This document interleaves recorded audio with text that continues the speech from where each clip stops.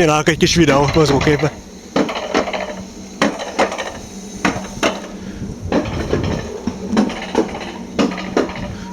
Meg az a jó, hogy már jó idő van. Nem esik az eső. Ez a szerencse. Igen. Hát most szakadó esőben az hülyén nézett volna ki. Igen. De ez is maradt volna akkor logikus.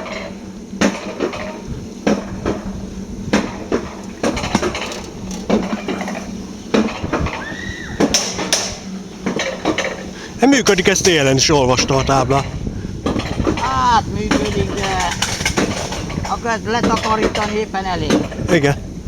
Hát azért megnézem, hogy ezt hogyan takarítják le. Amikor a hó behinti.